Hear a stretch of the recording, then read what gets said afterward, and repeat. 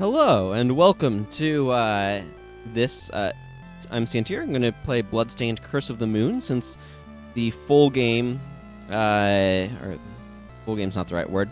This is just the side minigame. Since the main game, Ritual of the Night, is going to be coming out fairly soon, I decided now would be a good time to go ahead and get playing this. Let me get my cursor off the screen. Wow, they give us a lot of save slots. Let's just use the top one. Sure. We'll see how this is.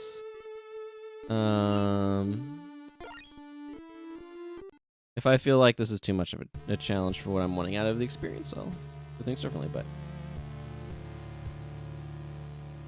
but... There once was a man who could not read words. There was once a man who had been given the moon's curse by demons. That man was Zangetsu. Wrapped in crimson garb with eyes like fire, he relentlessly pursued the demons who cursed him. As he journeyed from one pit of darkness to another, he would stop at nothing until he struck down every last demon in his path. One night, he sensed the looming presence of a great demon. He swore to eradicate all demons, no matter how much of a threat they posed. Whether a lot or a little, eh? Bathed in moonlight, he cried out as he drew his sword, which consumed the darkness from within its wretched steel. On that night, either the demons or the moon itself would feel the wrath of his blade.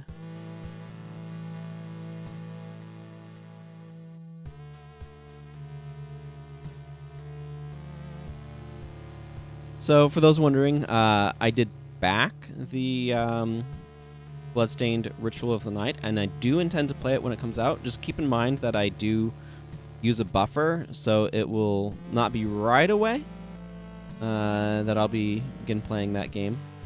But, you know, that gives people an opportunity to be excited about watching somebody else play it, right? Ooh, good ol'... Okay, so I can use... Okay, this is a crouch. I can use either the pad or the stick. I don't know what those are for yet. That is a train.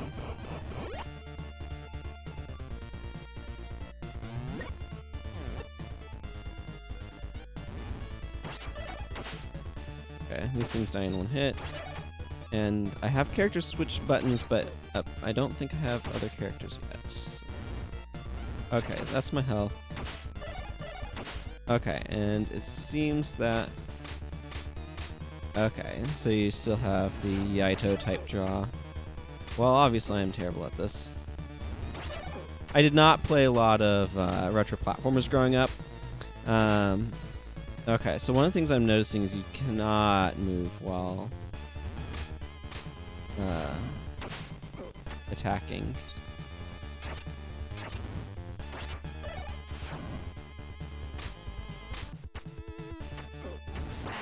Yep.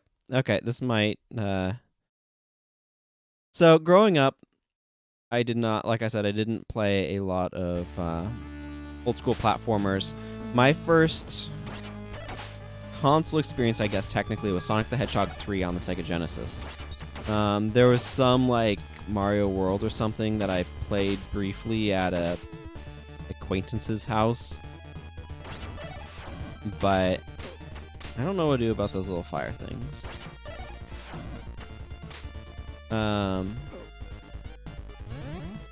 But, so Sonic the Hedgehog 3 on the Genesis was the,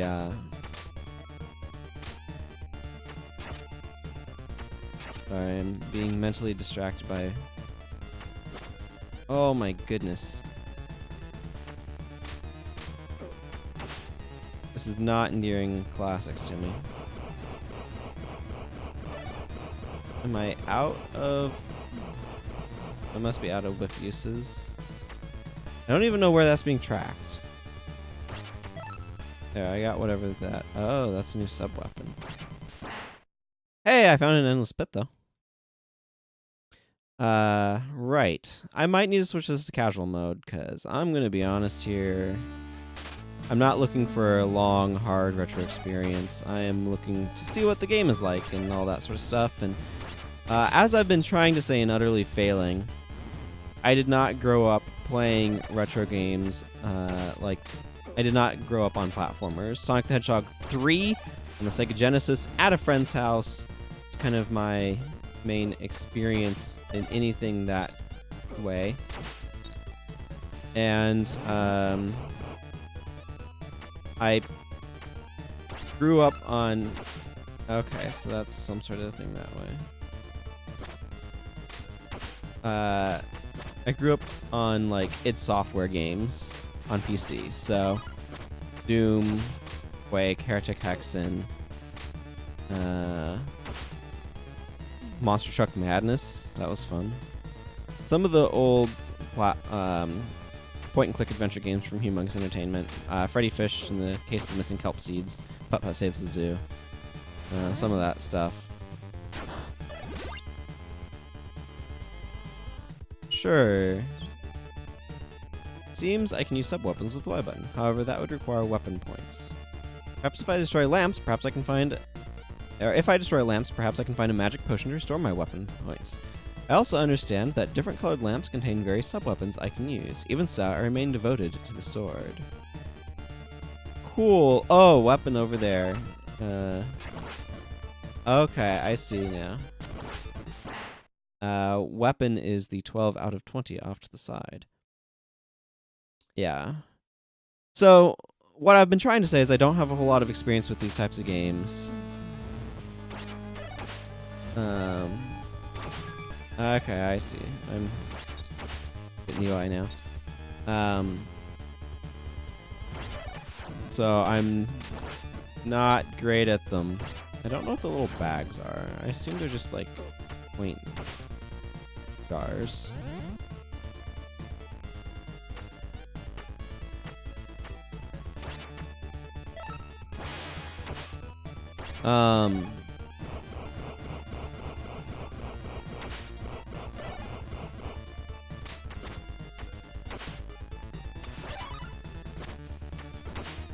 We'll see if I...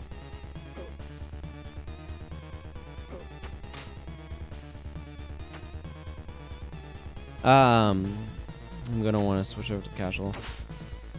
And like when I played those old FPSs, I was either sitting on my dad's lap, or I was using lots of cheat codes, or both, really.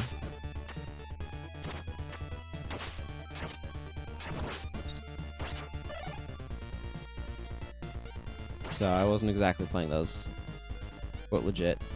I started getting into console games a little bit with Pokemon on the Game Boy Color. Original Red and Blue, but it's on the Game Boy Color that I played it.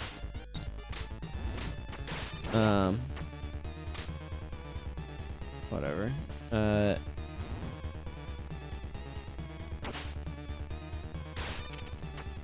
And then the first console I owned, I don't remember if I got the Game Boy Color before I got the N64, but I got an N64 specifically because I played a GoldenEye at my cousin's house, really liked it, and wanted to be able to play it. And that's what got me into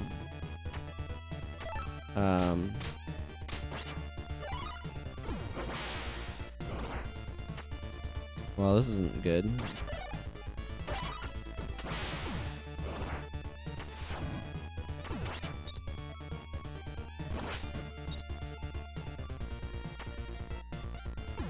Yeah, shoot your fireball. That's what got me into console games. So I did play Mario 64, Ocarina of Time, Majora's Mask. And I've been kind of Nintendo plus PC since then. Yeah, I want to go ahead and switch to Infinite Lives, because I'm not...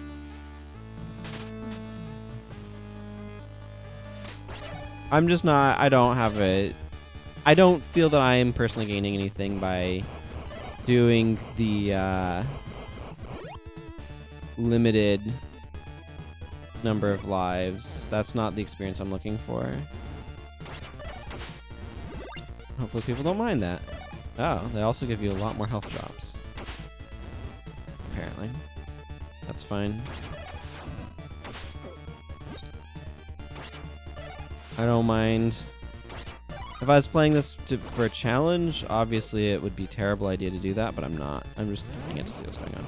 I don't need to justify my decisions. Do I? Take that, rat.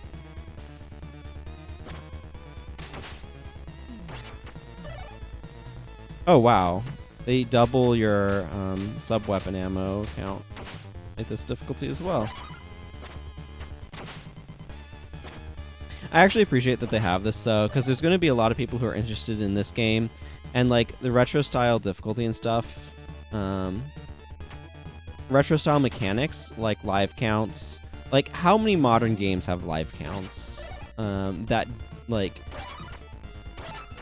where they didn't start with them, right? So something like Sonic has a vestigial life counts, or Mario has a vestigial lives. But something like God of War or Batman or whatever, or like Dark Souls doesn't have lives. You have infinite lives in that game, and you just go back to a checkpoint. So it's just like, it's a mechanic that came from arcades where you paid for lives with actual money, and the design philosophy continued. Whatever. And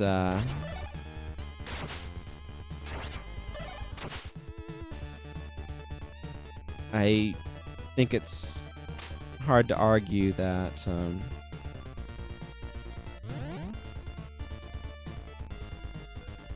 it's really necessary. Sure, it does make for a hard experience, but this game already has things like that with the you have no air control in this game, I can tell. And stuff like that. So like if I jump and then push to the side, I can't move. And if I am moving, like I can't change direction once I leave the ground, which is realistic. It is realistic.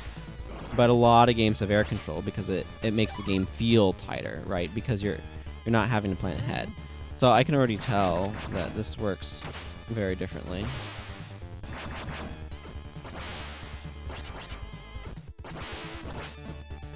That worked. What are you gonna give me? Oh, that exact thing. High direction. Don't know what that's there for.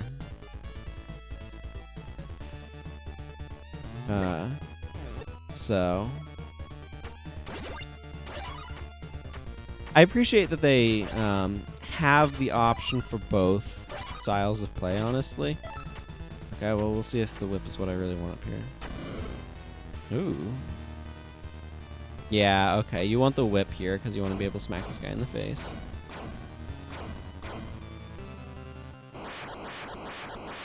Ooh. Oh, I see. He grabbed a whole chunk of coal. Okay, so this boss is...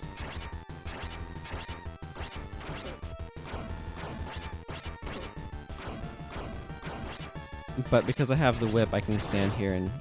Okay, he shoots fire out of his belly. This is the traditional type. Oh, I am out of sub-weapon. I'm just... Whoop. No, come back here. Well, okay. Now I just need to wait for him to shoot a fireball and not get hit by it. Oh, he's doing this one. Okay, sure, whatever. Probably a distance thing to some extent.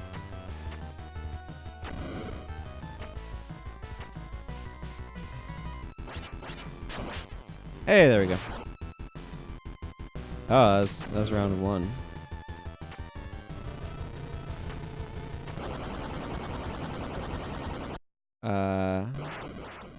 Oh.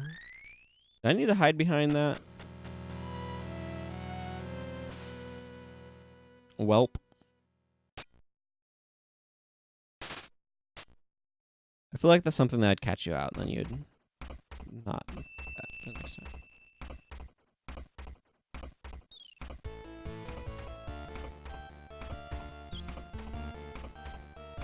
Thank you for saving me. Was it the demon's power you used to seal that beast?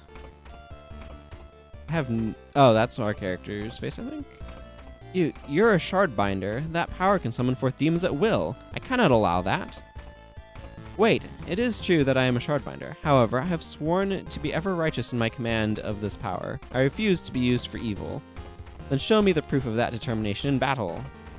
Miriam has become an ally. Cool. With new allies, it appears I can use the bumper buttons to switch places with them. No one is without strength and weaknesses. If I make good use of my allies, I can traverse seemingly impassable terrain. Whenever I reach a crossroads, I'll take the shortest path without fail. If I come to a fork in the path where I can't determine the shortcut, I'll follow the remains of fallen adventurers to lead me in the right direction. Each of my allies has their own stamina. If their health gets low, quickly switching places would be a wise idea. Each type of sub-weapon that appears when destroying lamps can only be used by a certain person, it seems. No one else can even pick them up. Okay. Whip, smash. I jump. Slide. Okay.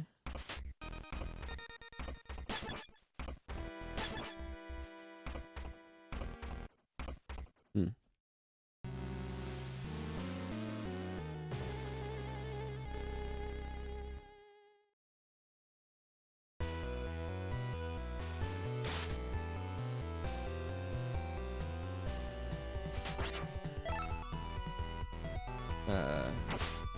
Okay. That's what that one does. Let's see.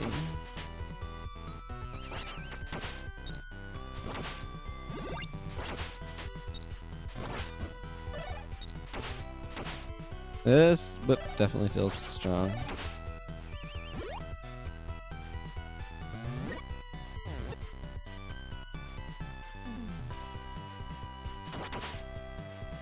Man, the active hitboxes on that are crazy. I am really bad at remembering that my jumps have momentum.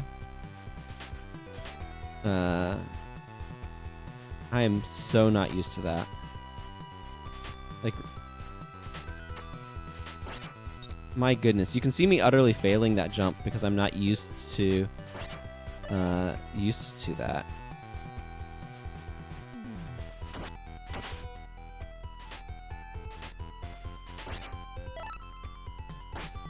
Okay, so that's just traditional Castlevania dagger.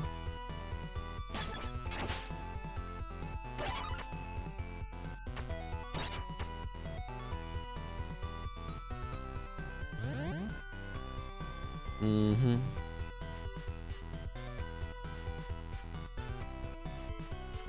Wait, but there is down. Why not go this way?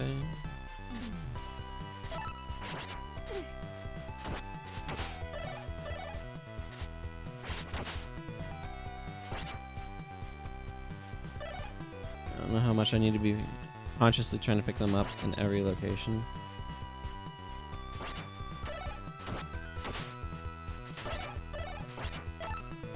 Like when it has the go this way, but then clearly has another path. I'm really curious about what's going on with that.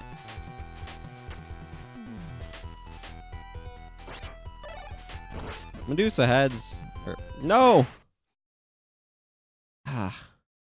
Like, I realized it was wrong the moment I did it.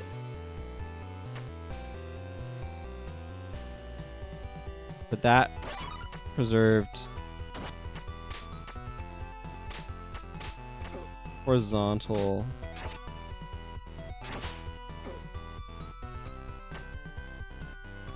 is just so contrary to what I'm used to.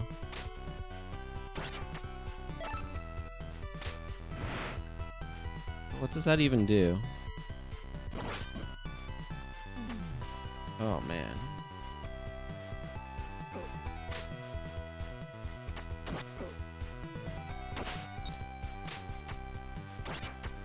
I am so not used to that. Like, there's enough adapting to the mechanics with that without needing to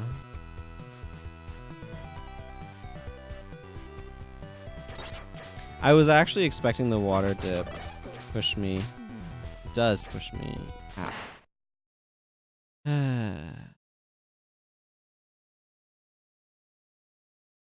Whee.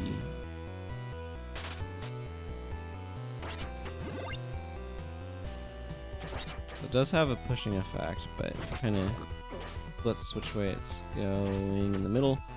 And again, these jumping mechanics are not something I'm used to.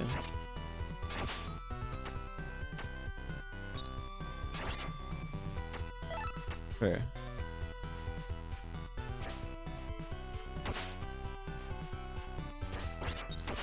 And you lose all of your... Like, they definitely have made death punishing. Because it doesn't have the lives doesn't mean it isn't punishing.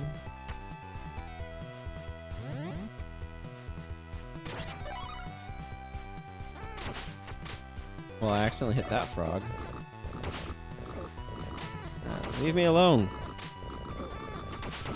Oh my goodness, so many frogs.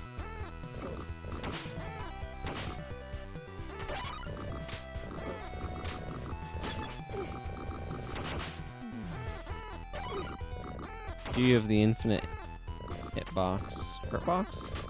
I'm not familiar enough with which term is appropriate. I think of hitbox as like the thing that declares that whether or not you've successfully hit, and the hurtbox as being the thing that declares. I think because I'm used to that terminology in fighting games, which I don't follow that closely. And I feel like a hitbox is the thing you hit with, and a hurtbox are specific hitboxes that are for determining whether or not you should take damage. Oh!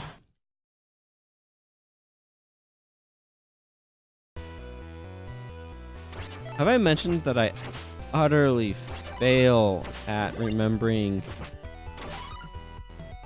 that I have momentum? I am utterly wretched at that.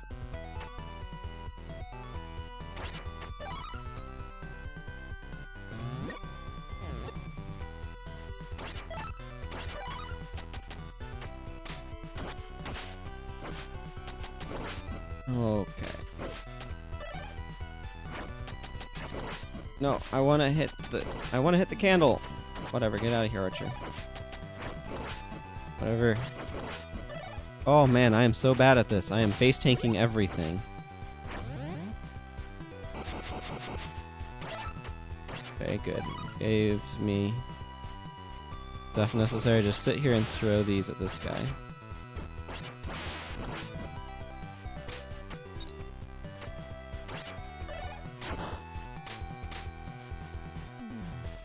Oh, she's dead right now, so I cannot get that.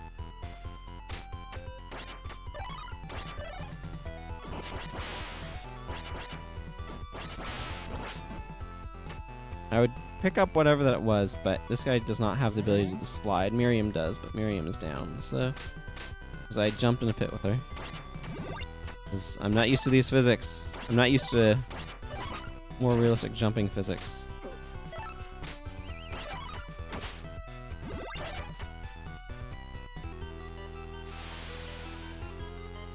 Ooh, what are we facing now? Some sort of rocket-powered turtle?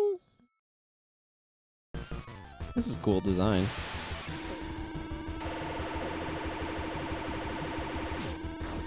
Okay, yeah, I guess you can... Okay. A lot of this is just like, well, I'm going to take hits until I learn how these patterns work.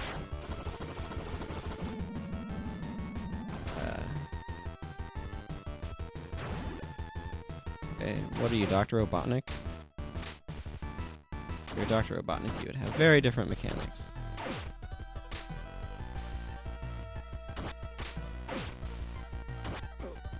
Yep, there we go. I knew that was coming. Okay. Why we went into casual mode so I could have infinite lives.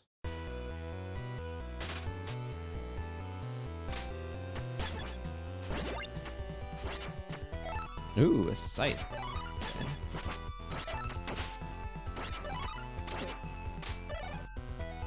How does her scythe work? Okay, it's a boomerang type projectile thing.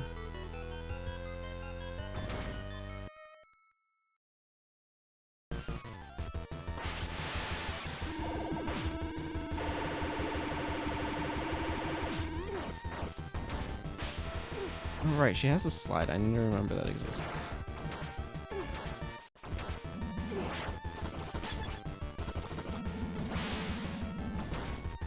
Oh, you're over here. Oh man, that was super good.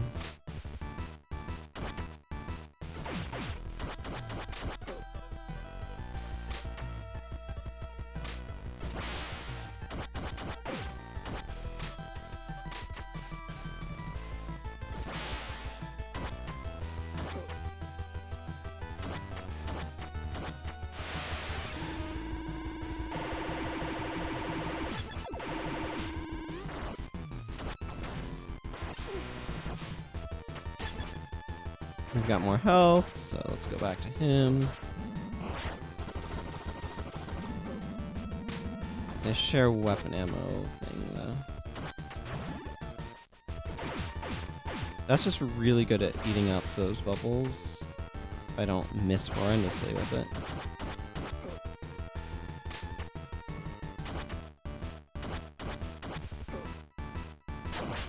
Hey, got there. Or at least it feels like I got there. I certainly did something. Ouch.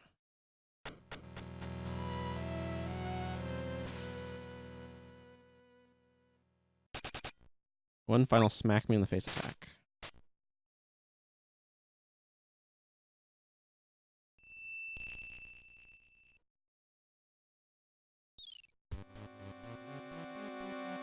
Hello. That I would be defeated by a demon. I have been thoroughly humiliated. I am Alfred, an alchemist. Alchemist? You use demons to fulfill your worldly desires. Every achievement requires a fair exchange. Even using demons is sometimes necessary. You have your own goals, correct? My power may be of use to even you. Your existence is unsettling to me, but your skills are not without value. I'll leave your head where it is for now. Alfred has become an ally. Okay, and I'm going to go ahead and, I guess, end this episode by reading these signs. With new abilities, it appears I can use the... okay. This just looks like... it's the same info about swapping allies. Oh, okay, yeah, so if you look at health bars, this guy has 6 pips. She has 8, and he has, I want to say that's 12. So they have progressively more health each time. Maybe she has 10. Yeah, she has 10. Whatever. So what can he do? Buster Rod with X. Use Alchemy with the Y button. Uses weapon points. I mean, okay.